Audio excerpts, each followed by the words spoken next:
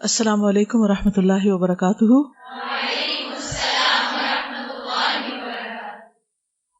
نحمده ونصلی علی رسولہ الکریم، اما بعد فاعوذ باللہ من الشیطان الرجیم، بسم اللہ الرحمن الرحیم، رب اشرح لی صدری ویسر لی امری واحلل عقدۃ من لسانی یفقہوا قولی۔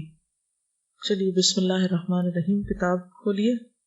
آج ہم حیات صحابیات شروع کریں گے۔ سیرت رسول صلی اللہ علیہ وسلم پڑھانے کے بعد صحابیات کے حالات خاص طور پر پڑھانے کا ارادہ اس لیے کیا گیا کہ خواتین کے لیے قریب کی رہنمائی خواتین کی زندگی میں ہوتی ہے۔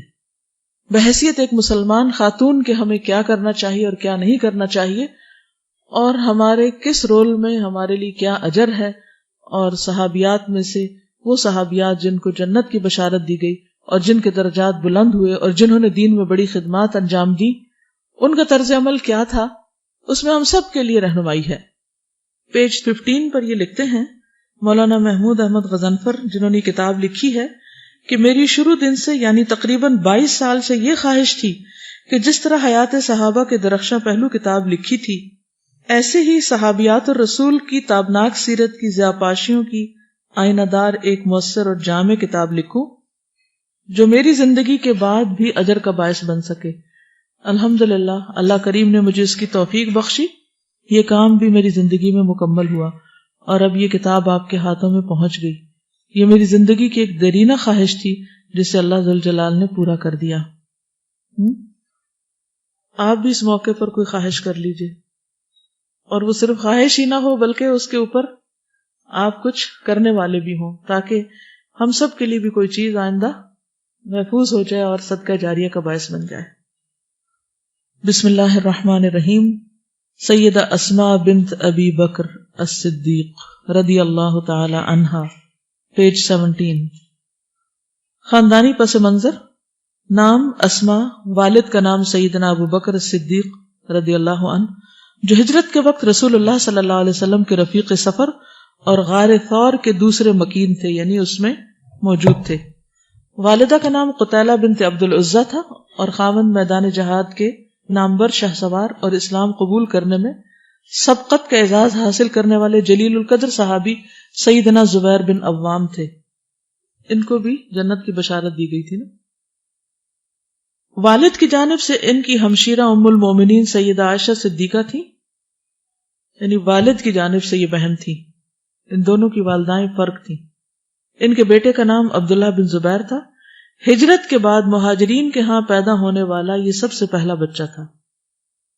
ان کے والد نے ان کی والدہ قتیلہ کو زمانے جاہلیت میں طلاق دے دی تھی، یعنی ابو بکر صدیق کی یہ وائف تھی۔ جب سیدنا ابو بکر نے اسلام قبول کر لیا تو اپنی رفیقہ حیات ام رومان اور ان کے بطن سے پیدا ہونے والی اولاد کو اسلام کی دعوت دی، تو انہوں نے اور ان کی بیٹی سیدہ عائشہ نے برضا اور رغبت اسلام قبول کر لیا۔ یہاں تھوڑی سی تصحیح کیجیے، اصل میں ہوتا یہ ہے کہ مختلف جو تاریخ کی کتابیں ہوتی ہیں ان میں جو بات جیسے آتی ہے پھر آگے اسی طرح نقل ہو جاتی۔ آپ دیکھیے کہ حضرت عائشہ کے بارے میں آپ نے پڑھا تھا نا کہ انہوں نے بیسیکلی اسلام میں آنکھ کھولی تھی، انہوں نے قبول نہیں کیا تھا۔ یہ تصحیح کرنی ہوگی آپ کو، ایسی چیزیں آپ کو خود بھی نوٹ کرنی چاہیے، ٹھیک ہے؟ یعنی جب بھی کسی کتاب کو پڑھیں تو صرف ایز از نہ پڑھ لیں، بلکہ کیا کریں، تھوڑا کریٹیکلی بھی دیکھیں کہ یہ بات یہاں یہ کہی جا رہی، پیچھے ایسے کہی گئی تھی، تو اس میں یہ کنٹراڈکشن کیوں آ گئی، ٹھیک ہے؟ البتہ ان کے بیٹے عبد الرحمن نے اسلام قبول کرنے سے انکار کر دیا۔ اسماء اور ان کے بھائی عبداللہ نے اسلام قبول کرنے کی سعادت حاصل کر لی۔ تو 3 طرح کی اولاد ہوئی۔ ایک جس نے اسلام قبول کیا، کون ہے وہ؟ اسماء اور عبداللہ۔ دوسرے جنہوں نے انکار کیا۔ تیسرے جنہوں نے بائی برتھ یعنی اسلام ہی کی حالت میں آنکھ کھولی۔ اور یہ بخاری کی حدیث سے ثابت ہے جس میں آتا ہے کہ عائشہ رضی اللہ تعالی عنہا نے آنکھ کھولی تو اپنے گھر میں دین اسلام ہی دیکھا، کیونکہ 6 سال کی عمر میں نبی صلی اللہ علیہ وسلم سے نکاح بھی ہو گیا تھا، تو اس اعتبار سے پھر بعد میں عبد الرحمن بھی دار اسلام میں داخل ہو گئے۔ ہجرت کے وقت کا کارنامہ: ام المومنین سیدہ عائشہ رضی اللہ عنہا کا بیان ہے کہ کم ہی کوئی دن ہوگا جس دن نبی کریم صلی اللہ علیہ وسلم سیدنا ابو بکر کے گھر صبح یا شام کے وقت تشریف نہ لائے۔ جب آپ کو مدینہ منورہ کی طرف روانگی کا حکم دیا گیا تو آپ ہمارے پاس دوپہر کے وقت تشریف لائے۔ سیدنا ابو بکر صدیق کو اطلاع دی گئی تو انہوں نے کہا نبی کریم صلی اللہ علیہ وسلم اس وقت کسی اہم معاملے کے پیش نظر ہی ہمارے ہاں تشریف لائے ہیں. جب آپ گھر میں داخل ہوئے تو ابو بکر سے فرمایا جو بھی آپ کے پاس ہے اسے باہر بھیج دیجیے. تو انہوں نے عرض کیا اللہ کے رسول صلی اللہ علیہ وسلم یہ میری 2 بیٹیاں عائشہ اور اسماء ہیں. آپ نے فرمایا کیا آپ کو یہ معلوم ہو گیا ہے کہ مجھے روانگی کا حکم دے دیا گیا ہے؟ ابو بکر نے عرض کیا اے اللہ کے رسول زہے قسمت مجھے بھی آپ کے ساتھ چلنے کی اجازت ہے؟ آپ نے فرمایا ہاں آپ بھی میرے ساتھ چلیں گے. انہوں نے عرض کیا اے اللہ کے رسول صلی اللہ علیہ وسلم میرے پاس 2 اونٹنیاں ہیں جنہیں میں نے سفر کے لیے تیار کیا ہے, ان میں سے ایک آپ قبول فرمائیں. آپ نے فرمایا ٹھیک ہے, میں نے تجھ سے ایک اونٹنی قیمت کے عوض لے لی. حضرت عائشہ فرماتی ہیں کہ اللہ کی قسم میں نے آج سے پہلے کبھی کسی کو خوشی سے روتے نہیں دیکھا, لیکن آج میں نے دیکھا کہ سیدنا ابو بکر انتہائی خوشی کی وجہ سے رو رہے ہیں. جب مکہ معظمہ کے گلی کوچوں پر اندھیرا چھا گیا تو رسول اللہ صلی اللہ علیہ وسلم نے سیدنا علی بن ابی طالب کو حکم دیا کہ وہ آپ کے بستر پر سو جائیں. یاد رکھیے کہ یہ سونے والی روایت بھی ضعیف ہے, ٹھیک ہے, معلوم ہے نا, آپ نے شاید پہلے بھی آپ کو بتایا گیا تھا. اور آپ نے اپنے پاس موجودہ امانتیں ان کے سپرد کر دیں تاکہ وہ ان کے حقداروں کی طرف لوٹا دیں. پھر آپ سیدنا ابو بکر صدیق کی رفاقت میں سور پہاڑ کی طرف روانہ ہو گئے. یہ بات درست ہے کہ آپ وہاں روانہ ہوئے اور وہاں ایک غار میں داخل ہو گئے. عبداللہ بن ابی بکر قریش کی کارروائیوں کے بارے میں روزانہ تازہ ترین معلومات رسول اللہ صلی اللہ علیہ وسلم کو دیا کرتے تھے, اور سیدہ اسماء کھانا اور پانی لے کر غار سور میں آتی, یہاں تک کہ دونوں ہستیاں مدینہ کی طرف روانہ ہو گئیں. سیدہ اسماء رسول اللہ صلی اللہ علیہ وسلم کی روانگی کی داستان کچھ یوں بیان کرتی ہیں کہ جب رسول اللہ صلی اللہ علیہ وسلم نے مدینہ کی طرف ہجرت کرنے کا ارادہ کیا تو میں نے رسول اللہ صلی اللہ علیہ وسلم اور ابو بکر صدیق کے لیے کھانا تیار کیا. ہمیں کھانے کے تھیلے اور پانی کے مشکیزے کا منہ باندھنے کے لیے کوئی رسی نہ ملی. میں نے سیدنا ابو بکر صدیق سے کہا اللہ کی قسم میرے کمر بند کے علاوہ میرے پاس کوئی چیز نہیں جس سے تھیلے اور مشکیزے کا منہ باندھ سکوں. انہوں نے فرمایا ازار بند پھاڑ کر 2 حصے کر لو, ایک کے ساتھ مشکیزے اور دوسرے کے ساتھ کھانے کے تھیلے کا منہ باندھ دو. تو میں نے ایسے ہی کیا. اس بنا پر میرا نام ذات النطاقین یعنی 2 ازار بندوں والی رکھ دیا گیا. فرماتی ہے کہ اس موقع پر رسول اللہ صلی اللہ علیہ وسلم نے میرے حق میں یہ دعا کی ابدلک اللہ بنطاقک ھذا نطاقین فی الجنہ. بخاری کی روایت ہے تیرے اس کمر بند کے بدلے اللہ سبحانہ وتعالیٰ تجھے جنت میں 2 کمر بند عطا فرمائے گا یا عطا فرمائے.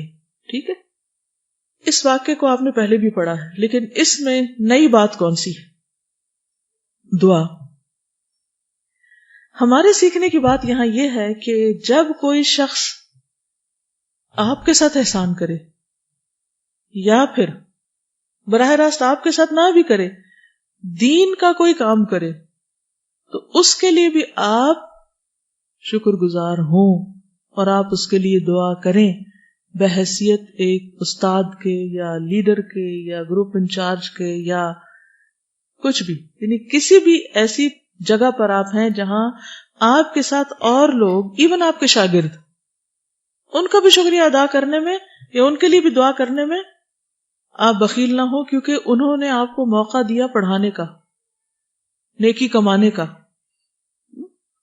مثلاً والدین ہمیشہ ایک ایسے پوزیشن پہ ہوتے ہیں کہ وہ احسان کے درجے پہ ہوتے ہیں کہ انہوں نے احسان کیا اولاد کے ساتھ, لیکن اولاد بھی تو ذریعہ بنی ہے نا نیکی کمانے کا. تو اس پر کس کو شکر گزار ہونا چاہیے؟ والدین کو.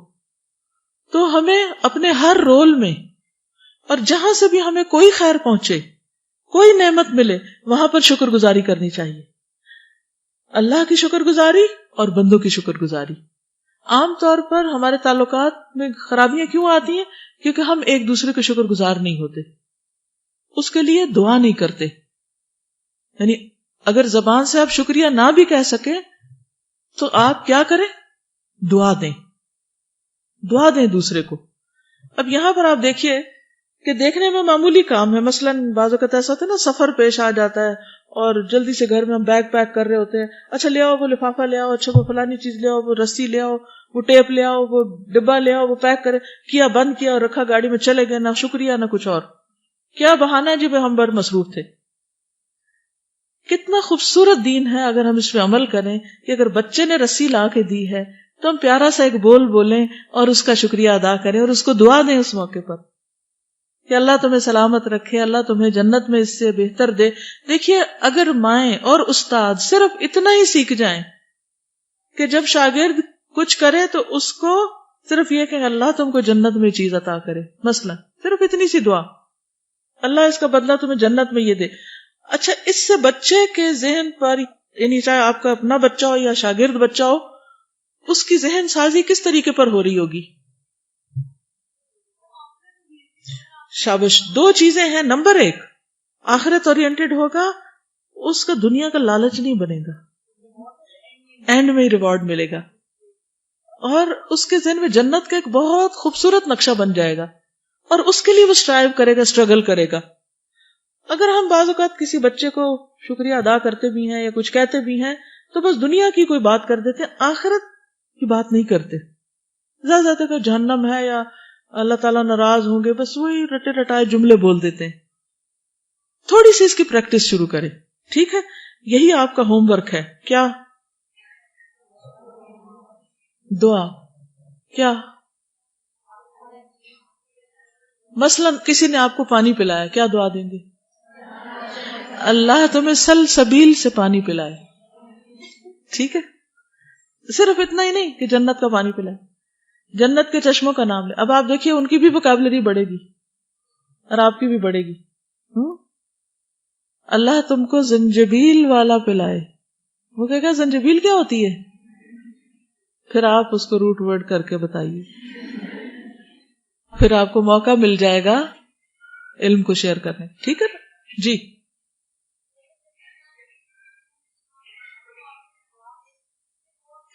جی ہاں، جب کوئی شخص تھک کے کام کر کے لاتا ہے اور آپ اس کو دعا دیتے ہیں تو اس کے دل میں کیا ہوتا ہے؟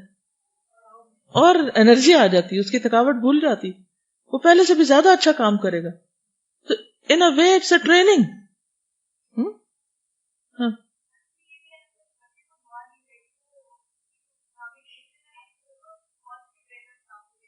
بالکل. اچھا، ایک اور یہ ہے کہ جب بڑے ہو جاتے ہیں نا تو ہم سب اپنے بزرگوں کی دعائیں بہت یاد کرتے ہیں. میرے والد مجھے بہت دعا دیتے تھے، میرے دادا نے مجھے بہت دعائیں دی، دادی ہماری بہت دعا دیتی تھی، پھپھی بڑی دیتی تھی. ایک یہ نقشہ ہے. اور دوسرا یہ کہ بددعائیں.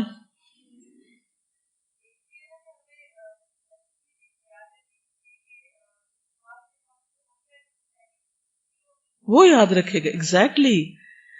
گویا آپ نے اس کو دعا دے کر انسٹنٹ ریوارڈ دے دیا. اس کے لیے یہی ریوارڈ کافی ہے کہ اس کو اچھے لفظ مل گئے، باقی ریوارڈ اس نے اللہ کے ذمہ ڈال دیا. ٹھیک ہے نا؟ تو یہ جو سٹائل ہے نبی صلی اللہ علیہ وسلم کو، یہ جو طریقہ ہے، یہ امیزنگ طریقہ ہے اور دلوں کو جیتنے والا ہے اور خیرخواہی کے اظہار کا طریقہ ہے. کل کسی نے سوال کیا تھا کہ ہم ہر ایک سے کیسے خیرخواہی کریں. This is the best way to do خیرخواہی. ٹھیک ہے؟ اور بچے ہم سے سیکھ رہے تھے. اور ایک اور بات ہے کہ کسی ایسے بندے کو دعا دے ہی نہیں سکتے آپ جس کے لیے آپ کا دل خفا ہو. ہاں، تو اس سے اپنا دل بھی ٹھیک کرنے کا موقع ملتا ہے نا. وہ نفرتیں اور گرجز اور یہ چیزیں بھی کم ہوتی ہیں. بالکل. دعا دینے میں تو ہمارا کچھ بھی نہیں جاتا. جی ہاں، جب ہم کسی کو دعا دیتے تو فرشتے ہمیں دعا دے رہے ہوتے، تو ان وے ہمیں اس کا بھی ہم کو فائدہ ہوتا ہے، دعا بولنے کا بھی. شکر گزاری کا احساس.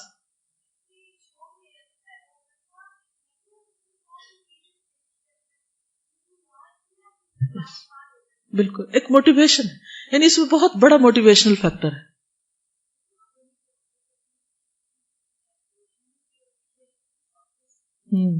yes. جن کو دعائیں دینے کی عادت ہوتی ہے ان کے اندر ایک قدرتی طور پر سافٹنس ہوتی ہے، کیونکہ وہ کیئرنگ ہوتے ہیں نا، دوسروں کا فکر کر رہے ہوتے ہیں. بالکل. اب آپ دیکھیے کہ یہ اب ہم دور سے ہسٹری کو پڑھ رہے ہیں نا، ہاں حضرت اسماء ایسا کر رہی ہیں، حضور صلی اللہ علیہ وسلم یہ کہہ رہے ہیں، لیکن اس وقت جو سر پہ پڑی ہوتی ہے کہ آپ کو خوف کے مارے سوچئے سچویشن کون سی ہے کہ دشمن پیچھے ہے، آپ کو فوری نکلنا ہے، کتنی ایمرجنسی ہوگی. ہم سارے کام ایمرجنسی میں خراب کرتے ہیں، سارے تعلقات میں وہی گڑبڑ کرتے ہیں جلد بازی میں. لیکن آپ نے اس موقع پر بھی کتنے ٹھہراؤ کے ساتھ، کتنے بہترین طریقے سے یہ کام کیا. قریش کو رسول اللہ صلی اللہ علیہ وسلم اور ان کے ساتھی سیدنا ابو بکر صدیق کا کوئی نشان نہ ملا. سیدہ اسماء فرماتی ہیں جب رسول اللہ صلی اللہ علیہ وسلم سفر ہجرت پر روانہ ہو گئے تو قریش کی ایک ٹولی ہمارے پاس آئی. ان کے ساتھ ابو جہل بن ہشام بھی تھا. وہ لوگ سیدنا ابو بکر صدیق کے دروازے پر آئے، میں گھر سے باہر آئی تو انہوں نے کہا تیرا باپ ابو بکر کہاں ہے؟ میں نے کہا اللہ کی قسم مجھے نہیں معلوم کہ میرا باپ کہاں ہے۔ سیدہ اسماء فرماتی ہیں ابو جہل نے میرے رخسار پر تمانچہ رسید کر دیا جس سے میرے کان کی بالی دور جا گری۔ فرماتی ہیں کہ پھر قریشی واپس چلے گئے۔ 3 دن گزر گئے، ہم نہیں جانتے تھے کہ رسول اللہ صلی اللہ علیہ وسلم نے کس طرف کا رخ کیا ہے۔ پھر ہمیں معلوم ہوا کہ آپ نے مدینہ منورہ جانے کا ارادہ کیا ہے۔ آپ کے ساتھ میرے ابا جان، غلام عامر بن فہیرہ اور راستے کی رہنمائی کرنے کے لیے عبداللہ بن اریقت بھی تھے۔ اب آپ دیکھیے کہ اس پورے خاندان نے کس طرح دین کو سپورٹ کیا، خود ابو بکر، ان کے بچے، ان کے غلام اور ان کی اونٹنیاں۔ یہ نیکی کے مواقع بھی اللہ کسی کسی کو دیتا ہے کہ جس کو جان اور مال دونوں لگانے کی توفیق دے دے۔ اللہ ہمیں ان لوگوں میں شامل کر لے۔ عمدہ ذہانت، یعنی حضرت اسماء بہت ذہین خاتون تھی۔ امام احمد بن حنبل اپنی سند سے بیان کرتے ہیں کہ سیدہ اسماء بنت ابی بکر سے روایت ہے کہ جب رسول اللہ صلی اللہ علیہ وسلم سفر ہجرت پر روانہ ہوئے تو آپ کے ساتھ سیدنا ابو بکر صدیق بھی روانہ ہوئے۔ سیدنا ابو بکر اپنا سارا مال 5 یا 6 ہزار درہم اپنے ساتھ لے گئے۔ فرماتی ہے کہ ہمارے پاس میرے دادا جان ابو قحافہ آئے، وہ نابینا تھے، ہمیں کہنے لگے اللہ کی قسم میرے بیٹے نے تمہیں ذاتی اور مالی صدمہ پہنچایا، تمہارے ساتھ اچھا نہیں کیا۔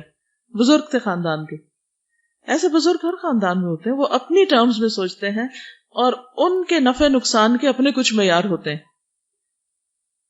ہم چونکہ بزرگوں کا بہت احترام کرتے ہیں، اس لیے ہم کیا چاہتے ہیں کہ جو دین ہمیں پتہ چل چکا ہے یا جو ہماری سوچ بن گئی ہے، جسے ہم صحیح سمجھتے ہیں، وہ بھی انہی چیزوں کو صحیح سمجھے۔ لیکن اگر وہ کچھ اور کہتے ہیں تو ہمیں بڑی حیرت بھی ہوتی ہے اور بعض اوقات ہم ڈاواڈول ہو جاتے ہیں کہ اب ان کی بات مانیں یا پھر قرآن و سنت کی مانیں۔ تو ایسے میں آپ دیکھیے کہ حضرت اسماء نے کیا کیا۔ انہوں نے آ کر اپنے بیٹے کی شکایت کی، یعنی ان کے والد کے خلاف ان سے بات کی۔ کہتی ہیں کہ میں نے کہا دادا جان ایسی بات نہیں ہے، وہ ہمارے لیے بہت کچھ چھوڑ کے گئے۔ کہتی ہیں کہ میں نے گھر کے روشن دان میں کچھ سنگریزے رکھ کر ان پہ کپڑا ڈال دیا تھا، یعنی پتھر کے ٹکڑے چھوٹے چھوٹے رکھ کے ان پہ کپڑا ڈال دیا تھا، جہاں میرے ابا جان درہم و دینار رکھا کرتے تھے۔ پھر میں نے ان کا ہاتھ پکڑ کر کہا دادا جان اپنا ہاتھ اس پہ رکھیے اور دیکھیے کہ وہ کتنا مال ہمارے لیے چھوڑ گئے ہیں۔ تو انہوں نے کہا اگر وہ اتنا مال چھوڑ گئے ہیں تو پھر ٹھیک ہے، اس نے بہت اچھا کیا، یہ مشکل وقت میں تمہارے کام آئے گا۔ فرماتی ہیں اللہ کی قسم انہوں نے ہمارے لیے کوئی چیز بھی نہیں چھوڑی تھی، لیکن میں نے چاہا کہ اس طریقے سے میں بوڑھے دادا جان کی تسلی کرا دوں۔ یہ حکمت بھی تھی، ذہانت بھی تھی۔ اس سے پتہ چلتا ہے کہ مختلف ڈیفیکلٹ سچویشن سے کس طرح ڈیل کیا جاتا ہے۔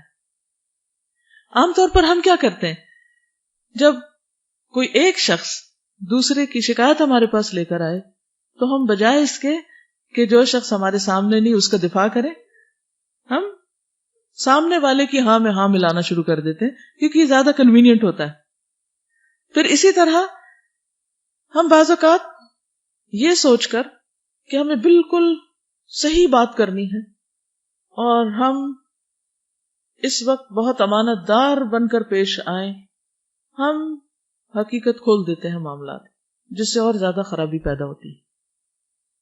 یا حکمت کا تقاضا یہ تھا کہ اس وقت وہ نابینا بھی ہیں، ابو قحافہ ضعیف بھی ہیں، بیٹے کے جانے کا بھی صدمہ ہے، اس موقع پر ان کو مزید صدمے سے دوچار نہ کریں اور ان کا دھیان بانٹ دیں، ان کا دھیان کسی اور طرف کر دیں کہ آپ فکر نہیں کریں، یہ دیکھیں ہے کچھ۔ ابھی آپ دیکھیں کہ یہ کوئی جھوٹ نہیں تھا، یہ کس کو آپ توریہ کہہ سکتے ہیں یا پھر آپ یہ کہہ سکتے ہیں کہ ان کی دلجوئی کے لیے، ان کی تسلی کے لیے ان کو کہ یہ ہمارے پاس چھوڑ گئے، اور وہ پتھر تو چھوڑے ہوئے تھے نا، جہاں ان کی کوئی بھی ویلیو نہیں تھی، کہ ہمارے پاس بہت کچھ ہے، آپ دیکھیں رکھا ہے یہیں پر۔ بہت سے اوقات میں جب کوئی شخص آپ پر اعتراض کرے، جب کوئی شخص آپ کو پریشان کرے تو آپ کو کیا کرنا چاہیے؟ دفاع کرنے کی بجائے اور اس انداز میں اپنے آپ کو دلائل دینے کی بجائے اس وقت صرف دھیان بانٹ دیں اور دوسرے کی تسلی کرا دے، کیونکہ اس کا جو ہم و غم ہے وہ آپ کا نہیں ہے۔ آپ ان درہم و دینار پہ بھروسہ نہیں کرتے، اللہ کی ذات پہ کرتے ہیں. کیونکہ ایک اور موقع پر بھی حضرت ابوبکر صدیق رضی اللہ تعالیٰ عنہ سارے گھر کا مال لے گئے تھے اور اللہ کی راہ میں دے دیا تھا، اور جب پوچھا گیا کہ کیا چھوڑا تو کہا اللہ اور اس کا رسول. کہ اگر ان پر ایمان ہے، ان سے محبت ہے، تو اللہ تعالیٰ ساری مشکلات آسان کر دے گا. اور کیا سمجھ آیا اس واقعے سے؟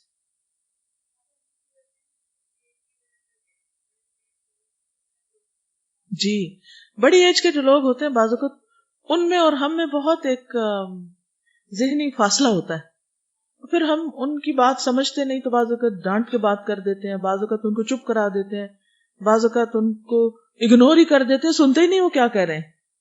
یہ سارے رویے بھی مسلمان خاتون کو زیب نہیں دیتے، اور عقل مندی یہی ہے کہ انسان ایسے مواقع پر صحیح طریقہ اختیار کرے.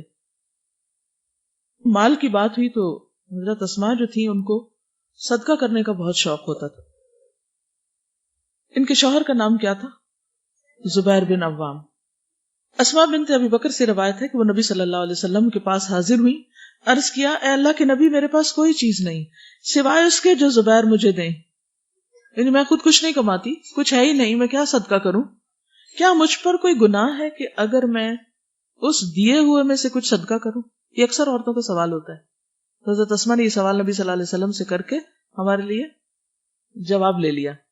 تو آپ نے فرمایا جتنی تم میں طاقت ہو اتنا دو، وَلَا تُوْكِي فَيُوكَ عَلَيْكِ، اور جمع کر کے نہ رکھو ورنہ اللہ تم کو بھی دینا بند کر دے گا. یعنی جو پیسے شوہر تمہیں دے دیتا ہے خرچ کرنے کے لیے، اور اس سے تم دنیا کی چیزیں، گھر کی ضرورت کی چیزیں لے رہی ہو، تو اس میں سے صدقہ بھی کر دو جتنی تم میں استطاعت ہے. یعنی باقی ضروریات کے ساتھ یہ بھی تو ایک ضرورت ہے نا. سمجھ رہے ہیں اس بات کو؟ اکثر خواتین کو یہ کنفیوژن رہتا ہے، کیا دیں کیا نہ دیں، کہاں سے دیں، خود نہیں کماتے، صدقہ کہاں سے کریں، اگر ہم نے دے دیا تو کہیں یہ گناہ نہ ہو. کبھی وہ کچھ بھی نہیں دیتی اور کچھ سارا کچھ ہی دے دیتی ہیں، کچھ پھر مزید چوری کرنے لگتی ہیں کہ یہ کر کے ہم کوئی خیر کا کام کر لیں. یہ سارے طریقے درست نہیں. کیا کرنا چاہیے؟ روزمرہ زندگی میں صدقہ خیرات اسی طرح شامل کر لینا چاہیے جیسے ہم اپنی دیگر ضروریات چھوٹی موٹی پوری کرتے رہتے ہیں. مثلا اگر آپ نے اپنے گھر والوں کے لیے کھانا خریدا ہے اور اس کو آپ پکا رہی ہیں، آپ گھر والوں کو کھلا رہی ہیں تو ساتھ کسی یتیم مسکین کو بھی کھلا دیں، اسے کیا مشکل ہے؟ اب اس وقت آپ یہ حساب کرنے بیٹھیں گے اوہ نو میں تو یہ نہیں دے سکتی کیونکہ یہ میرے شوہر کی آمدنی نہیں. آپ صلی اللہ علیہ وسلم کا جواب بہت خوبصورت ہے. آپ نے فرمایا جتنی تم میں طاقت ہو، جو تم اس میں سے کر سکتی ہو اسے دے دو، اور جمع کر کے نہ رکھو. لا تُوْكِي فَيُوكَ عَلَيْكِ، بند نہ کرو، تم پہ بھی بند کر دیا جائے گا. حضرت اسماء کو چونکہ حضور صلی اللہ علیہ وسلم فرمایا تھا کہ تم بند نہ کرو، تم پہ بھی روک دیا جائے گا، تو وہ روکتی نہیں تھی. جو آتا تھا جب دینا ہوتا تھا ساتھ ساتھ دیتی جاتی تھی. اور حضرت عائشہ کیا کرتی تھی کہ وہ جب کچھ اکٹھا ہو جاتا، جمع ہو جاتا، پھر اس کے ساتھ وہ دیتی. دونوں ہی طریقے درست ہیں. عبداللہ بن زبیر سے روایت ہے، کہتے ہیں کہ میں نے عائشہ رضی اللہ تعالی عنہا اور اسماء سے زیادہ کسی عورت کو سخی نہیں دیکھا. بہت زیادہ سخاوت کرتی تھی. ان کی سخاوتیں دو طرح کی تھی. حضرت عائشہ جمع کیا کرتی تھی اور ذرا ذرا جمع کرتی تھی، جب کچھ جمع ہوتا تو تقسیم کرتی. اور حضرت اسماء کل کے لیے جمع نہیں کرتی تھی، ساتھ ہی دے دیتی تھی. اب آپ میں سے جس کو جو سوٹ کرے وہ طریقہ اختیار کر لے. اس سے یہ پتہ چلتا ہے کہ دین میں وسعت ہے. کسی ایک لگے بندھے طریقے کو دین سمجھنا اور اس سے ذرا ادھر ادھر ہونا، اس کو غیر دین سمجھنا، یہ درست نہیں. ہر شخص کو اپنے حالات کے مطابق نیکی کے کام کرنے چاہیے. اصل چیز ہے مقصد کا حصول. رستہ ادھر سے بھی جا سکتا ہے اور ادھر سے بھی جا سکتا ہے، بشرطے کہ آپ وہیں پہنچے جہاں پہنچنا چاہیے، کریں وہی جو کرنا چاہیے. جی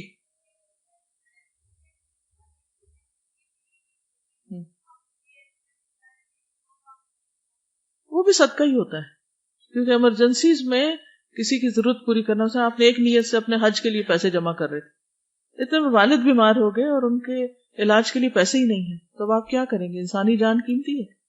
آپ وہ پیسے ان کو دے دیں گے تو انشاءاللہ اللہ تعالیٰ آپ کی نیت پوری کر دے گا اور آپ کو حج کا ثواب بھی مل جائے گا. تو ایسا کیا جا سکتا ہے. چند اور باتیں حضرت اسماء کے بارے میں. اسلام کے ساتھ وابستگی. سیدہ اسماء کو اپنے دین پر فخر تھا. وہ دین اسلام کے احکامات پر عمل پیرا تھی. ان کے تقویٰ نے انہیں اس بات پر آمادہ کیا کہ رسول اللہ صلی اللہ علیہ وسلم سے یہ دریافت کریں کہ کیا وہ اپنی والدہ کا استقبال کر سکتی ہیں کیونکہ وہ مشرکہ ہیں. ان کی والدہ کو ایک دفعہ کچھ ضرورت پڑ گئی تھی اور وہ مسلمان نہیں تھی تو وہ مدینہ آئی تھی. اب جب انہیں پتہ چلا تو یہ پریشان ہوئی کہ وہ تو مسلمان نہیں ہے, کیا میں ان کی مدد کروں؟ بعض سچویشن ایسی پیش آ جاتی ہیں مختلف لوگوں کو. تو امام مسلم نے یہ روایت اپنی کتاب صحیح مسلم میں روایت کی ہے. سید اسما فرماتی ہے کہ میں نے عرض کیا, اے اللہ کے رسول صلی اللہ علیہ وسلم, میری والدہ میرے پاس بڑی چاہت لے کر آئی ہیں, کیا میں ان سے صلہ رحمی کر سکتی ہوں؟ آپ نے فرمایا ہاں, سلی امکی. ایک دوسری روایت میں کچھ اس طرح ہے, ابو قریب محمد بن العلا سے روایت ہے, وہ کہتے ہیں کہ ہمیں ابو اسامہ نے ہشام سے اور اس نے اپنے باپ کے حوالے سے حدیث بیان کی.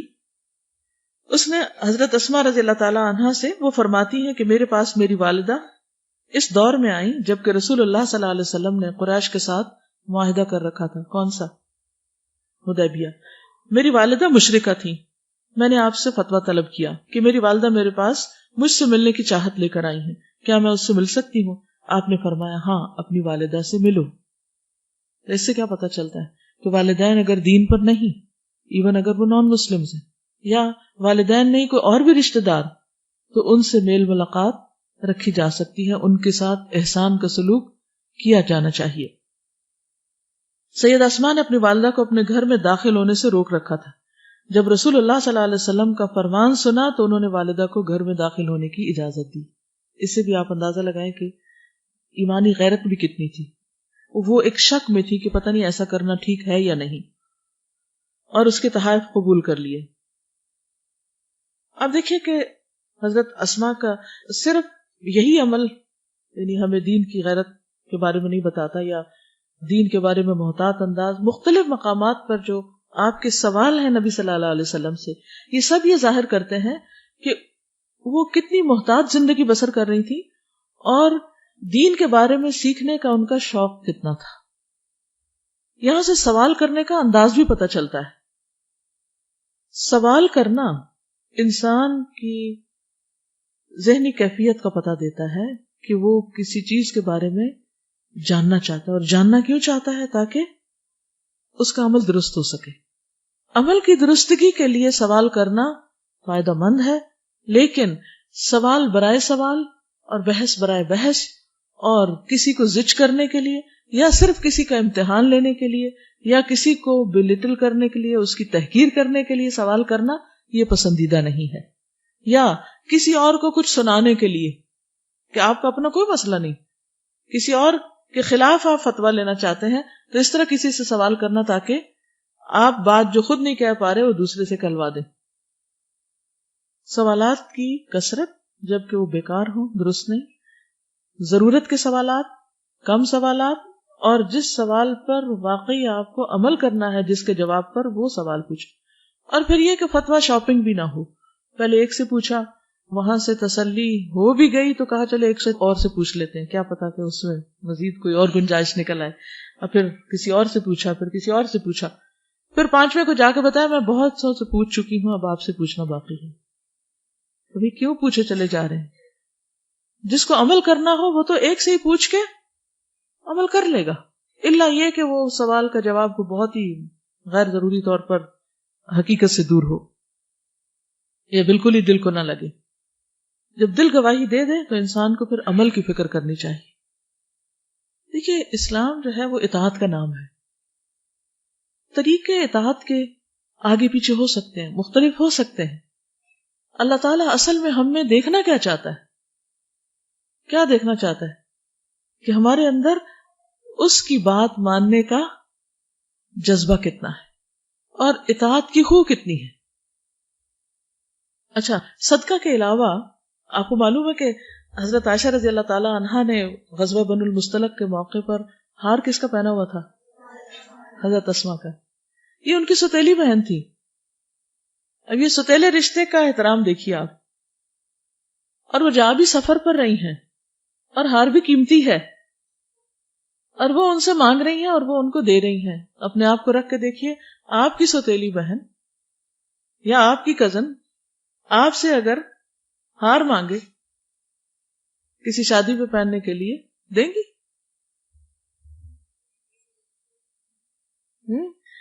فیصلہ آپ کا ہے جیسے بھی، لیکن یہاں میں صرف بتانا یہ چاہتی ہوں کہ دونوں بہنوں کے درمیان کیسے تعلقات تھے. اگر کسی کو یہ پتا نہ ہو کہ یہ دو بہنیں مختلف ماؤں سے تھیں تو کوئی اندازہ نہیں کر سکتا کہ یہ سوتیلی بھی تھی. یعنی بہت سی حقیقی بہنوں سے زیادہ بہترین تعلقات تھے ان کے باہم. یہی اصل دین ہے کہ ہمارے اپنے خاندان میں، ہمارے اپنے بہن بھائیوں کے ساتھ، اپنے رشتہ داروں کے ساتھ، اپنے بزرگوں کے ساتھ، اپنے چھوٹوں کے ساتھ ہمارے معاملات کیسے ہیں. اگر ہمارے دین نے ان تعلقات کو خوبصورت نہیں بنایا تو اس کا مطلب ہم نے دین کی روح کو نہیں پایا. اس سے یہ پتہ چلتا ہے کہ صدقہ کرنے کے علاوہ عاریتاً بھی چیزیں دے دیا کرتی تھی. بہت باحیا خاتون تھی. اسماء بنت ابی بکر سے روایت ہے کہ ہم لوگ رسول اللہ صلی اللہ علیہ وسلم کے ساتھ حج کے لیے روانہ ہوئے. جب مقام عرج پر پہنچے تو رسول اللہ صلی اللہ علیہ وسلم اترے اور ہم لوگ بھی اتر گئے.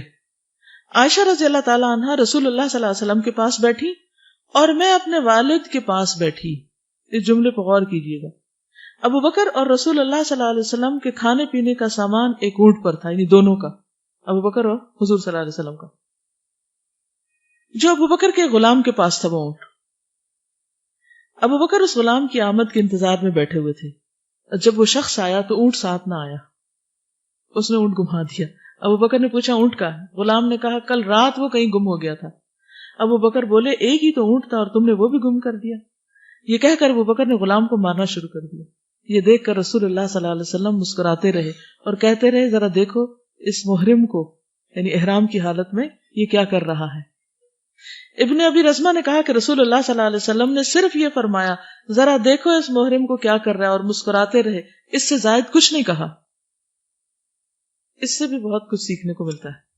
پہلی بات کہ جب سفر میں اترے آپ تو حضرت اسماء حضرت عائشہ کے ساتھ حضور صلی اللہ علیہ وسلم کے ساتھ نہیں بیٹھ گئی، بلکہ کیا کیا، والد کی طرف آ گئی، وہاں بیٹھ گئی اور حضرت عائشہ کو حضور صلی اللہ علیہ وسلم کے پاس چھوڑ دیا. یوں محسوس ہوتا کہ قریب قریب ہی تھے کہیں، لیکن بیٹھنے میں اس سے ان کے حیا کا پتہ چلتا ہے. بعض اوقات بہت قریبی رشتے ہوتے ہیں اور ہم ان میں احتیاط نہیں کرتے. بعض اوقات بھائی اور بھابھی ہو سکتے ہیں، میاں بیوی ہیں، ان دونوں کا اکٹھے بیٹھنے کو دل چاہ رہا ہے، کوئی آپس میں بات کرنے کو جی چاہ رہا ہے، کہیں ٹرپ پر ہے، سفر پر ہے، تو ہم ان کے ان جذبات کا احساس نہیں رکھتے. وہ جہاں بیٹھیں گے ہم بیچ میں جا کے بیٹھ جائیں گے. اور بعض لوگ تو انٹینشنلی جان بوجھ کر دوسروں کو ستانے کے لیے ایسے کام کرتے ہیں کہ ان کو خوش نہیں ہونے دینا، ان کو کٹھے نہیں بیٹھنے دینا. یہ سوچ بڑی گھٹیا سوچ ہے کہ کسی کی خوشی دیکھی نہ جائے انسان سے، یا کسی کا سکون برباد کر کے وہ خود خوش ہو. ایسا نہیں کرنا چاہیے. ہر ایک کی ایک پرائیویسی ہے.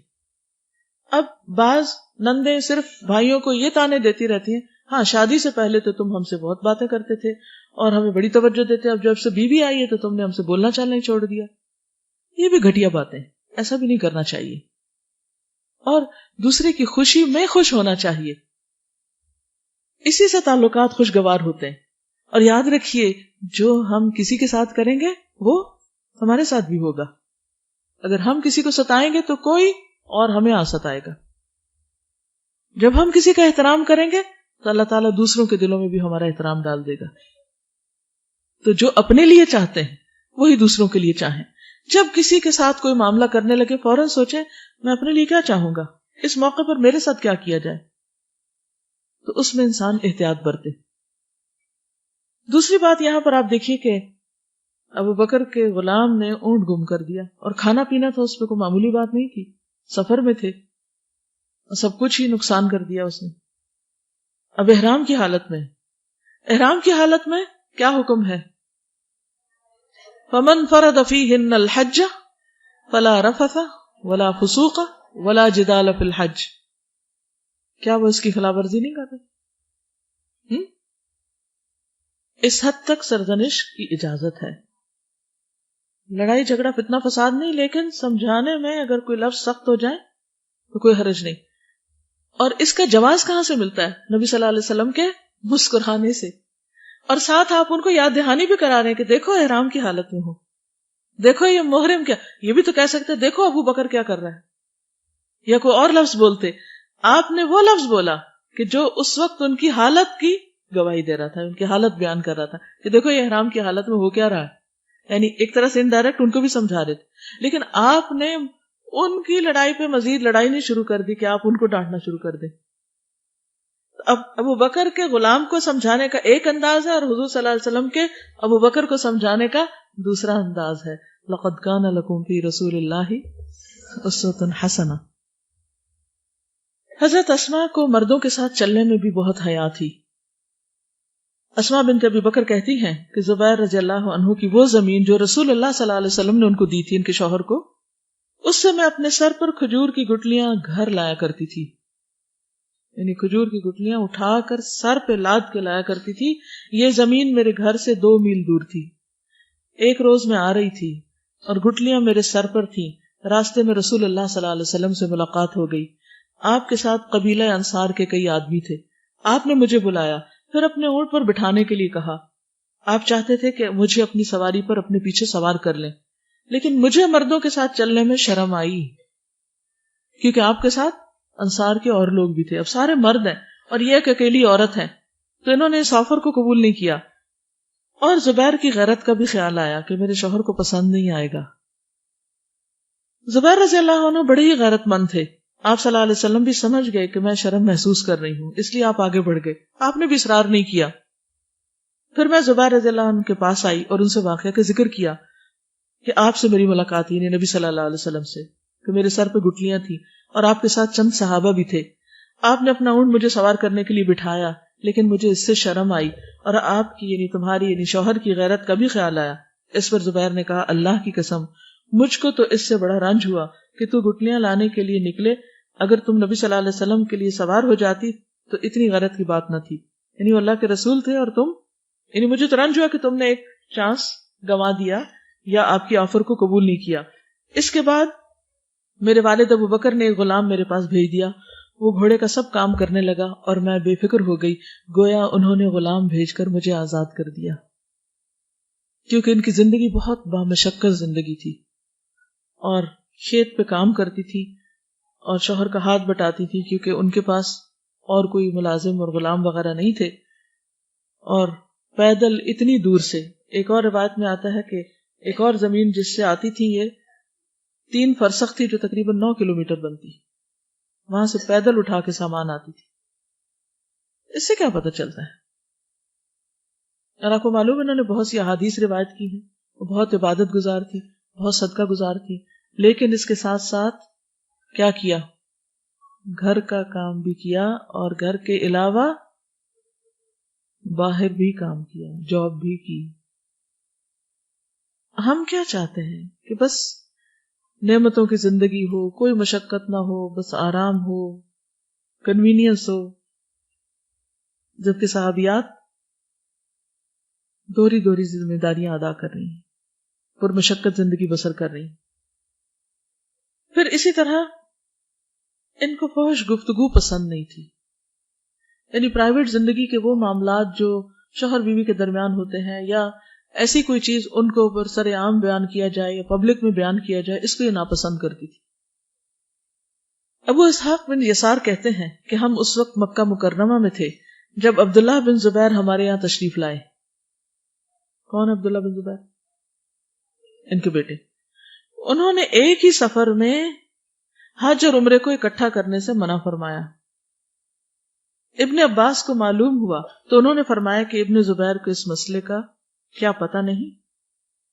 انہیں یہ مسئلہ اپنی والدہ اسماء بنت ابی بکر سے معلوم کرنا چاہیے. کیا مسئلہ؟ کہ دونوں ایک جگہ پہ کر سکتے ہیں. یہ میں نے بتایا تھا نا کہ اہل عرب حج اور عمرے کو اکٹھا کرنا سخت ناپسند کرتے تھے. تو جن صحابہ کو نہیں پتا تھا ان کا شاید یہ اوپینین تھا. اگر حضرت زبیر ان کے پاس حلال ہونے کی صورت میں نہیں آتے تھے تو اور کیا ہوتا تھا؟ اب یہ خاص شوہر بیوی کے تعلق کو یہاں انہوں نے ایک جملے میں بول دیا. کنہوں نے؟ ابن عباس نے. یعنی زبیر حلال ہوتے تھے عمرہ کر کے تو تعلق قائم کرتے تھے اپنی بیوی سے. حضرت اسماء کو جب یہ بات پتہ چلی تو کہا اللہ ابن عباس کی بخشش فرمائے، اللہ کی قسم انہوں نے فحش بات کی، گو کہ بات سچی ہے کہ لوگ حلال ہو گئے تھے اور ہم عورتیں بھی، اور مرد اپنی بیویوں کے پاس آئے تھے، لیکن انہیں یہ بات نہیں کرنی چاہیے تھی۔ اس سے یہ بھی پتہ چلتا ہے کہ صحابیات کھلے دل سے جب انہیں کوئی بات دوسروں کے بارے میں ناپسند ہوتی تو اس کا اظہار بھی کر دیتی تھی، کیونکہ لوگ ان کی طرف دیکھتے تھے، وہ سب رول ماڈل تھی دوسروں کے لیے بھی۔ اور کہیں یہ نہیں آتا کہ پھر اس بات سے اب ابن عباس ناراض ہو گئے کہ اچھا تم نے میرے بارے میں کیوں کہہ دیا، اور انہوں نے اصل کام چھوڑ کے ان جھگڑوں میں پڑ گئے۔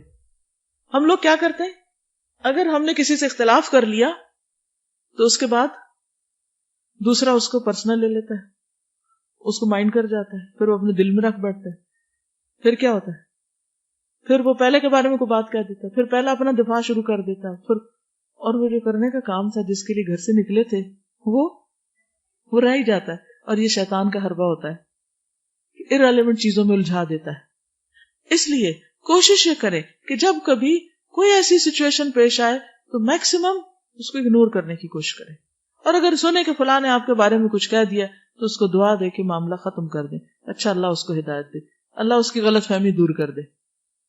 جی آپ فرمائیے۔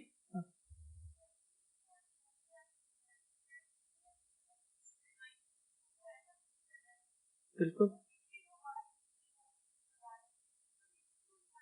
ڈیفائن کرنا چاہیے۔ اور دیکھیے حضرت ابن عباس کا بڑا مرتبہ اور مقام ہے، نبی صلی اللہ علیہ وسلم نے ان کے لیے دعا کی، لیکن کبھی دانا انسان کے منہ سے بھی کوئی ایسی بات نکل جاتی ہے جو درست نہیں ہوتی، اور اس سے یہ پتہ چلتا ہے کہ ہم سب انسان ہیں، اور اگر کسی کے منہ سے ایسی بات نکل جائے تو دوسرے کو بتانے میں ڈرنا نہیں چاہیے، اور سننے والے کو مائنڈ نہیں کرنا چاہیے۔ آپ کو معلوم ہے کہ جب بھی میں کوئی لیکچر دیتی ہوں اس کے بعد جو بھی ایسی باتیں ہوتی ہیں جو کسی بھی طرح پسندیدہ نہیں ہوتی یا درست کہیں نہیں ہوتی کوئی بات، تو الحمدللہ جو ہماری ایڈیٹنگ ٹیم ہے وہ باقاعدہ اس کو لکھ کر بھیجتی، باقاعدہ نوٹیفائی کرتی کہ آپ نے یہ معلومات اس طرح دی جبکہ اس طرح ہیں، یہ بات یوں کہی جبکہ نہیں کہنی چاہیے تھی، یہاں آپ کی یوں ہنسی نکل گئی جو ہم ایڈٹ کر رہے ہیں۔ اور الحمدللہ ایک نہیں پورا پیج بعض اوقات ہوتا ہے مجھ پہ کریٹیسزم کا، اور میں اس کو کبھی مائنڈ نہیں کرتی، اللہ کے فضل سے میں خوش ہوتی ہوں، میں کہتی ہوں شکر اللہ کا جس نے مجھے ایسے ساتھی دیے کہ جو میرے اوپر اتنی تیکھی نظر رکھتے ہیں کہ میں کہیں پھسلوں تو مجھے پکڑے، یہ میں اپنی خوش قسمتی سمجھتی ہوں۔ اور اتنی باتیں سننے کے بعد، یعنی جیسے 2002 کی تفسیر جب ایڈٹ ہو رہی تھی 1 گھنٹہ ڈسکشن ہوتی تھی بعد میں روزانہ، جو ہی میں کلاس سے آتی یہ سارا لکھنا شروع کر دیتی، پھر ان کے لکھے ہوئے کو ایک اور ٹیم پڑھنا شروع کر دیتی اور 7 سرخ نشان لگتے، اور پھر ایڈیٹنگ ٹیم لے کے بیٹھ جاتی اور ان جملوں کو وہاں سے کاٹتی مسلسل، یعنی 300 سے زائد اسباق پر میں نے اتنی کریٹیسزم سنی ہوئی ہے، اور میرے اپنے اسٹوڈنٹس کر رہے ہوتے تھے میرے ساتھ بیٹھ کے، اور میں نے پوری ٹیم ساتھ بٹھائی ہوئی ہوتی تھی اور پوری اجازت دی ہوئی تھی جو چاہو مجھے کہو۔ ہاں استاد اور شاگرد اور اصلاح کرنے والے اور جس کی جا رہی ہے اس کی پھر لمٹس ہے، اس بدتمیزی کی گنجائش نہیں، لیکن اچھے انداز میں اگر آپ کو کوئی بتاتا ہے تو اس پر ایک ٹھنڈک آتی ہے دل میں کہ شکر ہے کہ یہ اصلاح ہو گئی، یہیں پر ہی صفائی ہو گئی۔ تو اس کا ہم سب کو حوصلہ پیدا کرنا ہے اپنے اندر، جب تک یہ حوصلہ نہیں ہوگا اور ان چیزوں کو لے کے ہم اتنا پرسنل اور اتنے غمگین ہو جائیں اور اتنا بوجھ ہم پہ پڑ جائے کہ ہم کسی کام کے قابل نہ رہیں، تو یہ ہمارے لیے بڑے نقصان دہ بات ہے۔ ہم سب کو اپنے اندر حوصلہ پیدا کرنا ہے کہ اگر ہمارے منہ سے کوئی ٹنگ سلپ ہو گئی، کوئی بات ایسی ہو گئی اور دوسرا ہمیں بتا رہے ہیں تو ہم اس کو خوش دلی سے سن لیں اور اپنی اصلاح کر لیں، ٹھیک ہے۔ حضرت اسماء کے حیا کے بارے میں ہی ایک اور چیز، کیونکہ ہم خواتین ہیں نا تو اس لیے خصوصی طور پر ان کا یہ پہلو میں نمایاں کر رہی ہوں، کیونکہ اس طرح کے چھوٹے چھوٹے واقعات ہماری زندگی پیش آتے ہیں اور ہمیں وہاں سمجھ نہیں آتی کہ ہم نے کیا کیا اور ہمیں کیا کرنا چاہیے تھا۔ ہشام بن عروہ سے مروی ہے کہ منذر بن زبیر عراق سے آئے تو انہوں نے اسماء بنت ابی بکر کی طرف کچھ کپڑے بھیجے۔ ایسا ہوتا ہے نا کہ مثلا کوئی رشتہ دار، کوئی جان پہچان والا کہیں سے کوئی آتا، کوئی تحفہ بھیج دیتا ہے آپ کو، جو خوبصورت، نرم، باریک اور عمدہ تھے۔ اس موقع پر اسماء رضی اللہ تعالی عنہا کی نظر کمزور ہو چکی تھی، تو انہوں نے ان کپڑوں کو اپنے ہاتھ سے ٹٹولا اور کہا افسوس، یہ کپڑے اس کو واپس کر دو۔ منذر بن زبیر کو یہ بات گراں گزری، انہوں نے کہا اماں جان، یہ کپڑے اتنے باریک نہیں کہ ان میں سے جسم نظر آئے. انہوں نے کہا اگرچہ یہ اتنے باریک نہیں لیکن یہ جسم کے ساتھ چپک کر خد و خال تو عیاں کر دیتے ہیں. یعنی وہ بہت تھن کپڑا ہوگا نا. مثلا اگر آپ ایک لنن کی شلوار پہنے اور اگر وہ تھوڑی تنگ بھی ہو تو وہ جسم سے ہٹی رہے گی, لیکن اگر آپ پیور سلک کی پہنے اسی سائز کی سلوا کر تو کیا ہوگا, جسم سے چپک جائے گی اور اس سے جسم کی جو شیپ ہے وہ بہت زیادہ نظر آنے لگے گی. تو انہوں نے صرف یہ نہیں کہ سی تھرو ہے, انہوں نے یہ بھی دیکھا کہ تو چپکے گی اور چپک کے میں ننگی نظر آؤں گی تو مجھے یہ نہیں پہننے. عام طور پر ہم جس نے ہمیں تحفہ دیا ہو یہ بات بتانے سے ڈرتے ہیں یا نہیں. کیا کرے گا وہ, مائنڈ کر جائے گا بھائی, اس کو پتہ کیسے چلے گا کہ ٹھیک نہیں. اب یہاں چونکہ ہم لکھی ہوئی باتیں پڑھ رہے ہیں, روایات لکھی ہوئی ہم تک پہنچی ہیں, ہم نہیں جانتے ٹون کیا تھی, کیونکہ بہت سے لفظ ان کی جب اچھے طریقے سے ادائیگی ہوتی ہے تو وہ کیا ہو جاتے ہیں, ہلکے ہو جاتے ہیں. آپ کسی کو مشکل سے مشکل بات کہہ سکتے ہیں, صرف یہ کہ آپ اپنا انداز اچھا رکھیں, لیکن لوگوں کو حق بات کہنے سے ڈرے مت, ورنہ حق چھپ جائے گا. حق کا پتہ نہیں چلے گا لوگوں کو. چاہے تو حق کو پھول کی شکل میں پیش کریں, چاہے تو پتھر کی شکل میں مارے, چوائس آپ کی ہے. ابو سعید سے مروی ہے, نبی صلی اللہ علیہ وسلم نے فرمایا لوگوں کی ہیبت تم میں سے کسی کو حق بات کہنے سے نہ روکے. اس کا تو بڑا روب ہے اور مجھے اس سے ڈر لگتا ہے, جبکہ وہ خود اسے دیکھ لے یا مشاہدہ کر لے یا سن لے.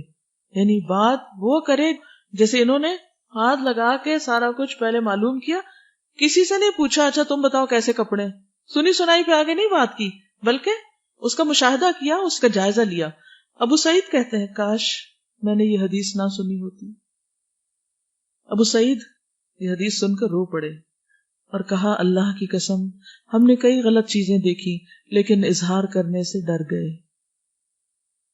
ہم نہیں بتا سکے دوسرے کو, ہم اس حکم پہ عمل نہ کر سکے. سمجھ آ گئی؟ کیا سمجھ آئے گی؟ علم وہی ہے جو عمل میں لایا جائے. اب آپ دیکھیے کہ جب کوئی چیز آپ کو پتہ چلتی ہے نا, جیسے انسان چلنا سیکھتا ہے تو گرتا ہے, پھر اٹھتا ہے, پھر گرتا ہے, تو ایک تو بتانے کا انداز اچھا ہو, دوسرا یہ ہے کہ اس وقت اپنے دل کا جائزہ لیا جائے کہ میں اس وقت یہ بات کیوں نہیں بتا رہا, کہ ابھی نہیں کسی اور وقت میں بتاؤں گا جو اس سے بہتر ہے, یا پھر مجھے اس شخص کا ڈر ہے تو اس لیے میں نہیں بتا رہا. تو اس وقت اللہ سے دعا کرنی چاہیے کہ اللہ یہ ڈر دور کر دے, سینہ کھول دے اور زبان سے حق بات بیان کرنے کی توفیق دے, اور مجھے ایسا اچھا انداز دے کہ میں دوسرے کو بتاؤں اور اس کو قبول بھی کر لیں. یعنی یہ سب وہ مردوں کے سامنے کہہ رہی ہے بات, یعنی ایک جھجک ہوتی ہے نا, عام طور پہ ہم عورتوں کو تو پھر بھی کچھ کہہ دیتے ہیں, کسی مرد کو کہنے سے اور ڈر لگتا ہے تو چپ کر جاتے ہیں. جی اصل بات یہ کہ ہمیں کہنا نہیں آتا, ہم پتھر مارتے ہیں, جس کی وجہ سے پھر وہ بات بگڑ جاتی. السلام علیکم, میں ڈاکٹر ہوں اور یونیورسٹی میں پڑھاتی ہوں. تو مجھے اس طرح لیکچر ملا اسلامک پرسپیکٹو آف ابارشنس. اب کافی سیریس قسم کا ٹاپک تھا, تو میرے جو پرنسپل تھے جنرل صاحب ہیں, انہوں نے مجھے بلایا. انہوں نے مجھے کہا کہ آپ نے اس پہ کیا لیکچر تیار کیا ہے. تو میں نے بتایا کہ سر اس طرح سے کہ ابارشن تو کسی صورت میں بھی جائز نہیں. تو انہوں نے مجھے کہا نہیں, میں یہ سمجھتا ہوں کہ پہلے 4 مہینے 10 دن اگر بچہ اب نارمل ہے تو آپ اس پہ لیکچر کریں کہ وہ جائز ہے, کیونکہ اس پہ فتاوی ہیں کہ ابارشن کیا جا سکتا ہے. الحمدللہ میں نے ان سے ایک بات کی, میں نے کہا سر مجھے یہ بتائیے کہ جب کوئی سیل ڈیوائڈ ہوتا ہے کیا وہ نان لیونگ ہوتا ہے یا living? He has no answer. وہ مجھے کہنے لگے یو آر ویری ڈیفیکلٹ, لیکن انہوں نے میری بات کو قبول کیا. 4th ایئر کا لیکچر تھا, لڑکے لڑکیاں دونوں تھے, اور میں ڈیلیور کری تھی. تو اسی ڈپارٹمنٹ کے HOD آئے جو مجھے بالکل پسند نہیں کرتے. جب وہ آئے اور الحمدللہ میں لیکچر ڈیلیور کر رہی تھی, اور اس میں انہوں نے مجھے کہا آپ ڈاکٹر صاحبہ مجھے پلیز ایک بات بتائیں گی. خود بھی اندر آ گئے, حالانکہ عام طور پہ جس کا لیکچر ہوتا ہے وہ تو لیکچر دیتا ہے, دوسرے ٹیچرز نہیں آتے. لیکن وہ خود بھی اندر آ گئے اور انہوں نے کہا ڈاکٹر صاحبہ میں آپ سے ایک بات پوچھنا چاہوں گا کہ جن لوگوں کا ریپ ہوتا ہے ان کے ابارشنز ہونے چاہیے کہ نہیں ہونے چاہیے؟ تو الحمدللہ ثم الحمدللہ میں نے وہی زنا والی حدیث کہ ایک عورت آئی وہ پریگننٹ تھی اور پھر اس کے بعد میں نے کہا میں اپنی کوئی بات نہیں کروں گی، میں آپ کو اپنے رسول صلی اللہ علیہ وسلم کی بات بتاؤں گی، اور میں نے بہت اچھے طریقے سے الحمدللہ ان کو کنوے کیا، اللہ نے کروایا۔ آپ یقین مانیے کہ وہ الحمدللہ پرسوں انہوں نے مجھے بلایا، یعنی وہ ہمیشہ یہ کہتے تھے یہ ملوانیاں جو ہوتی ہیں نا ڈاکٹرنیاں، پتہ نہیں یہ کیا کرتی ہیں، مجھے تو ان کی سمجھ نہیں آتی، ان کے ضرور کوئی مشنز ہیں اور ہر وقت جو ہے یہ دوسروں کو قرآن پڑھانا ان کو ضرور کہیں سے کوئی فائدہ ہوتا ہے۔ میں نے کہا واقعی جہاں سے ہمیں فائدہ ہوتا ہے آپ سوچ بھی نہیں سکتے۔ اور یقین مانے میں لٹرلی ایک جگہ میں بیٹھی تھی اور انہوں نے اس طرح کی باتیں کی، یہ داڑھیوں والے، یہ مولوی، ان کے پتہ نہیں کیا پروجیکٹس ہوتے ہیں جو پتہ نہیں قرآن لے لے کے پھرتے رہتے۔ اور پرسوں ترسوں انہوں نے مجھے بلایا اور انہوں نے مجھے کہا کہ مجھے آپ سے ہدایت چاہیے۔ آپ یقین مانیے he is a H O D, he is a professor. میں یہ نہیں کہ بڑی چیز بن گئی، لیکن حق کو جو استاذہ بات کری ہے نا، ہم نے بیان کرنا ہے اخلاق سے، کردار سے، محبت سے۔ چھوٹی چھوٹی فرکشنز آپ یہاں سے نکلیں گے ضرور آئیں گی۔ آج یہاں سے جو دین کا آپ نے حق لینا شروع کیا تھا وہ کیا تھا؟ تجوید سے پڑھنا، علم کو ریٹین کرنا، عمل میں لانا۔ اب باقی 2 سٹیپس باقی ہیں، وہ کیا ہیں؟ پہنچانا، بلغوا عنی۔ تو اب آئیں گی مشکلیں، کیونکہ الہدا میں تو ایمان لیول ہائی استاذہ نظر آ رہی ہیں، ایوری بڈی از ٹیچر، ہر کوئی سکھا رہا ہے، اور استاذوں کو دیکھ دیکھ کے دل کرتا ہے کہ آئے ہم نیکیاں کر لیں، بھاگیں بھاگیں بھاگیں۔ لیکن جب باہر جائیں گے یہ ملوانیاں، یہ نینجا ٹرٹلز، یہ کیا کرتی پھرتی ہیں؟ لیکن یہ یاد رکھیے اخلاق اور کردار، استقامت، ڈونٹ ریئیکٹ، پیار اور محبت، جہاں بھی جائیں دل میں خیر خواہی، کیونکہ ایمان کا لیول ایک ہے کہ میں جنت میں جاؤں، ٹھیک ہے، دوسرا اس سے بڑھ جاتا ہے فیملی بھی جنت میں جائے، اور تیسرا ہے وہ خیر خواہی، ہر کوئی جنت میں جائے۔ جب اس گریڈ پہ پہنچیں گے یقین مانیے کچھ بھی برا نہیں لگے گا، اور وہ وقت آتا ہے کہ لوگ آپ کو سامنے بلاتے ہیں، کنفیس کرتے ہیں حالانکہ آپ نے کبھی کوئی بات ہی نہیں کی ہوتی، نو کمیونیکیشن، لیکن پھر آپ سے کہتے ہیں کہ ہمیں ہدایت کی طرف۔ اب انہوں نے مجھے کہا گرامر میں میری ہیلپ کرے کیونکہ میں الذی اور الذین جاننا چاہتا ہوں، الحمدللہ۔ تو یہاں سے جاتے وقت یہ بات یاد رکھیں کہ آپ کو مشکلیں آئیں گی، لیکن مشکلیں آتی کیوں ہیں؟ ٹریننگ کے لیے، غم دینے کے لیے نہیں۔ یو ٹرن، جہاں مشکل آئی ہے پرابلم کیا ہے؟ میرے ساتھ، باہر کوئی پرابلم نہیں ہے۔ اور جو ہی میکسیمم پازیٹیو ہو جائیں گے پریشانی فنشڈ، سمجھ آ گئی بات؟ پریشانی فنشڈ، بلائنڈنس آنکھیں بن گئی، بس یہاں سے یہ ارادے کر کے جائیں الحمدللہ اتنے لوگ جا رہے ہیں اور اس سے ڈبل آنے چاہیے انشاءاللہ۔ السلام علیکم ورحمۃ اللہ۔ وعلیکم السلام ورحمۃ اللہ، جزاکم اللہ خیرا۔ یہ ہماری ایک اور بہن ہے، ایک گورنمنٹ آفیشل ہیں، انہوں نے کس طرح حق پہنچایا، کس طرح بات پہنچائی دوسروں تک۔ یہ حج ڈیوٹی پر تھی، وہ کہتی ہیں کہ حج از اے پلگرمیج اسپرچل اپلفٹ، اردو میں کر دیتی اس کو۔ تو ون ایکسپیکٹس کہ تقوی کا لیول جو ہوتا ہے وہ حاجیوں کا بہت ہائر ہوتا ہے، اور اس پریزمپشن پر میں نے سیلف اپوائنٹڈ ٹاسک کو خود پہ اپنے آپ کو لازم کر کے یہ سوچا کہ حاجیوں کو میں دورہ قرآن کی سی ڈی ری ڈسٹریبیوٹ کروں گی۔ تو کہتے ہیں کہ میں نے یہ پلان کیا، اور بنگلور انٹرنیشنل ایئرپورٹ پر جو مدینہ سے ڈائریکٹ فلائٹس آ رہی تھی ان سب حاجیوں کو میں سی ڈی دینے کے لیے اپنے ساتھ لے گئی۔ کہتے ہیں کہ میرے لیے تو بہت سمپل سا ٹاسک تھا، اور میں نے سوچا کہ اس میں کیا مشکل ہے، میں اپنے پیسوں سے سی ڈیز دے رہی ہوں اور میں ہر ایک کو دوں گی اور لوگ خوشی سے لیں گے۔ لیکن کہتی ہے کہ جب میں نے وہ دینا شروع کی تو کچھ لوگوں نے تو لے لی، کچھ نے انکار کر دیا کہ ہم نہیں لیتے، کچھ نے میری طرف سسپیشسلی دیکھا یہ کون ہے، یہ کیا کر رہی ہے۔ کہتی کہ اس وقت مجھے تھوڑا سا اپنے اندر ایک فیل ہوا کہ میں نے شاید کچھ ٹھیک نہیں کیا، کیونکہ ہوتا ہے نا کہ جب دوسرا انکار کر دے کچھ لینے سے، یا آپ کو وہ رسپانس نہ ملے جو آپ ایکسپیکٹ کر کے جانے، کیونکہ یونیفارم میں تھی، ڈیوٹی پر تھی، کسٹمز آفیسر تھی، تو ڈیوٹی پر تھی، تو ان کو یہ تھا کہ میں ڈیوٹی پر بھی ہوں، یونیفارم میں بھی ہوں، اور جب میں کسی کو کچھ دوں گی تو اس نے کیا انکار کرنا۔ لیکن اس کے باوجود جب لوگوں نے سب نے ایکسپٹ نہیں کیا تو مجھے تھوڑی سی وہ ہوئی۔ پھر اس کے بعد وہ کہتے کہ ایک اور آفیسر آیا، CISF آفیسر ان یونیفارم، تو میں نے اس کو CD آفر کر دی۔ تو اس نے بہت اچھی طرح شکریہ ادا کر کے لی، تو میرا ایک حوصلہ ہو گیا. کہتی نیکسٹ ڈے پھر میں نے سوچا کہ اچھا پھر میں کرتی ہوں. کہتی کہ پھر میں نے اس کے لیے لوگوں کو تھوڑا سا ایکسپلین کیا کہ یہ کیا ہے اور میں کیوں دے رہی ہوں، اور اس کے بعد میں نے دینا شروع کیا، اور الحمدللہ لارج نمبر آف پیپل نے اس کو خوشی سے لیا. اور پھر ان کی 15 دن کی ڈیوٹی تھی حج ٹرمینل پہ، اور اس میں انہوں نے بے شمار لوگوں کو پیغام پہنچایا اور ان کے ساتھ ایک ریپو بھی بلڈ کیا. اور اینڈ پہ یہ لکھتی ہیں کہ اصل میں مینٹل بلاکیج ہمارے اپنے اندر ہوتا ہے.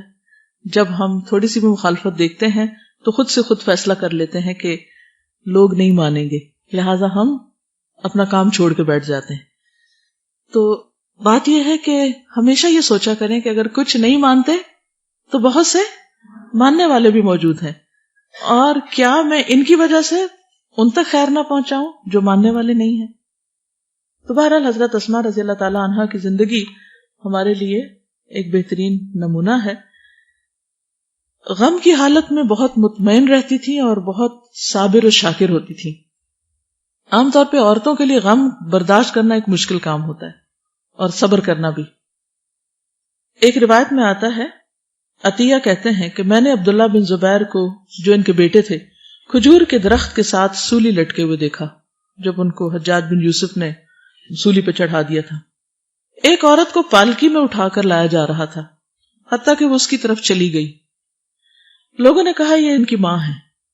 ان کا چہرہ کھلا تھا اور وہ مسکرا رہی تھی.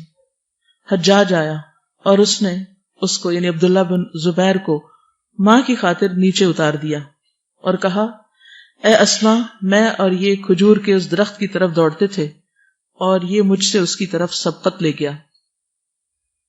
بہرحال اس وقت حضرت اسماء کا جو انداز تھا، کہتے ہیں کہ ان کے ساتھ ایک باندی بھی تھی، ان کی بینائی ختم ہو چکی تھی. اور جب انہوں نے یہ ساری بات دیکھی اور سنی حجاج بن یوسف نے جو کچھ کہا، تو انہوں نے کہا کہ ہمیں رسول اللہ صلی اللہ علیہ وسلم پہلے سے ہی بتا چکے ہیں کہ بنو ثقیف میں سے 2 کذاب آدمیوں کا خروج جن قریب ہوگا، جن میں سے دوسرا پہلے کی نسبت زیادہ بڑا شر اور فتنہ ہوگا اور وہ مہلک ہوگا. تو بہرحال یعنی میں تو اس کو پہلے سے ایکسپیکٹ کر رہی تھی، اور انہوں نے انتہائی صبر کا مظاہرہ کیا. ان کی کچھ سپیچ کے اور الفاظ بھی آتے ہیں، وہ آگے جا کے دیکھیں گے انشاءاللہ. لیکن کہنے کی بات یہ کہ اس وقت خود ان کی عمر تقریباً 100 سال تھی، اور کہتے ہیں کہ 100 سال کی عمر میں بھی نہ ان کی عقل میں کوئی فطور آیا اور نہ ان کے کوئی دانت گرے. یعنی ذہنی حالت بالکل درست تھی، بالکل آخر تک بھی. ان کی بینائی بس چلی گئی تھی لیکن خود چلتی تھی، یعنی ان کے جسم میں کسی قسم کی کمزوری نہیں آئی تھی، فزیکلی بھی فٹ تھی. اور اس کی شاید ایک وجہ یہ بھی ہوگی کہ ایک بہت بامشقت زندگی انہوں نے گزاری. روز کی جو واک تھی ان کی کھیتوں میں جانے اور آنے کی، اور جس طریقے سے یہ مختلف کام کرتی تھی. کہتی ہیں کہ جب مجھ سے زبیر نے شادی کی، نہ ان کے پاس مال تھا، نہ زمین، نہ لونڈی، نہ غلام، سوائے پانی کھینچنے والے اونٹ اور گھوڑے کے. زبیر کے گھوڑے کو میں چراتی تھی. آپ گھوڑے کے قریب جا سکتی، ہاتھ لگا سکتی ہیں اس کا. یہ گھوڑے کو چراتی تھی، پانی پلاتی تھی، ان کا ڈول سیتی تھی، آٹا پیستی تھی. البتہ روٹی پکانا مجھے نہیں آتا تھا. بہت سے مردوں والے کام کرتی تھی لیکن یہ کام نہیں آتا تھا. میری روٹی انصاری پڑوس نے پکاتی تھی، وہ بڑی نیک عورتیں تھی، یعنی وہ مجھے ہیلپ کرتی تھی اس کام میں. پھر اسی طرح یہ ہے کہ جب انہوں نے مدینہ کی طرف ہجرت کی تھی، اس وقت یہ بالکل آخری دنوں سے تھی، اور قباء میں ان کا بیٹا پیدا ہوا تھا.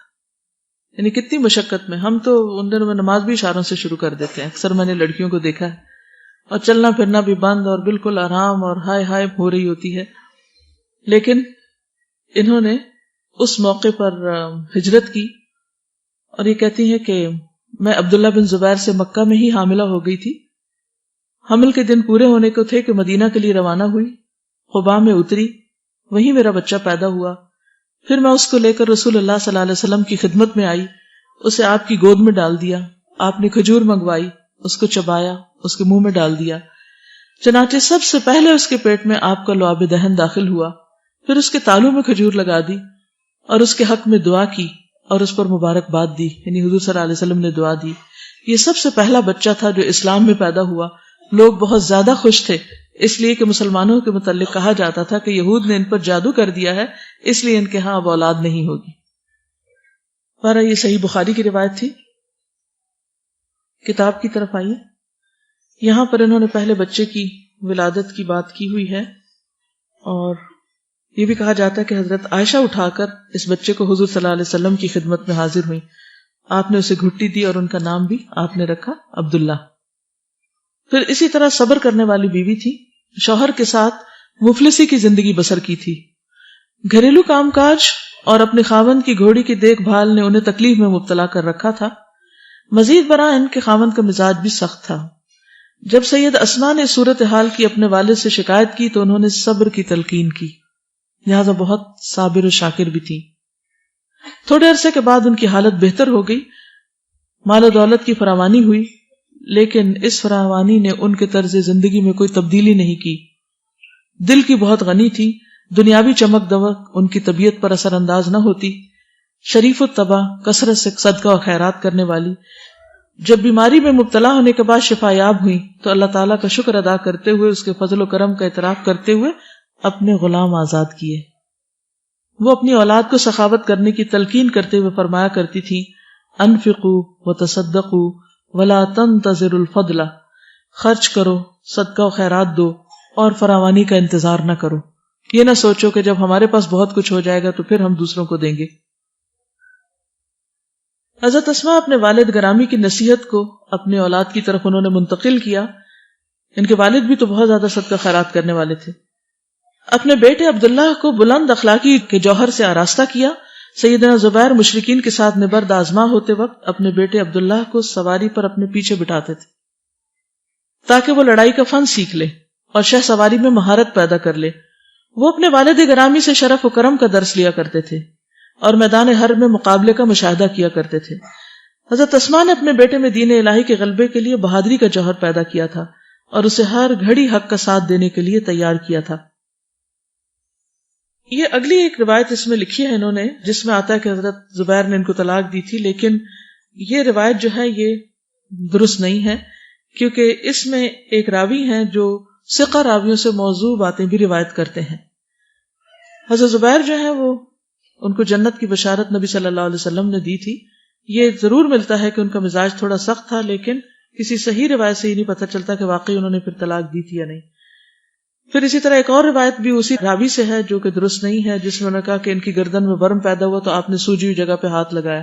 نبی صلی اللہ علیہ وسلم تو بیعت کے موقع پر بھی کسی نامحرم عورت کے ہاتھ میں ہاتھ نہیں رکھتے تھے، تو یہ آپ کی شان کے مبرہ ہے کہ آپ کسی عورت کی گردن پہ ہاتھ رکھ کر کچھ دم وغیرہ کریں یا کوئی علاج کریں۔ پھر اسی طرح بحیثیت ماں اپنے بیٹے کو انہوں نے بہت بہادر بنایا تھا اور حق گو بنایا تھا، کیونکہ ان کے اپنے اندر حق گوئی کی صفت تھی، لہٰذا وہ صفت ان کے بیٹے کے اندر بھی آئی۔ آج کے لیے اتنا ہی کافی ہے۔ سبحانک اللہم و بحمدک، نشہد ان لا الہ الا انت، نستغفرک و نتوب الیک۔ السلام علیکم و رحمۃ اللہ وبرکاتہ۔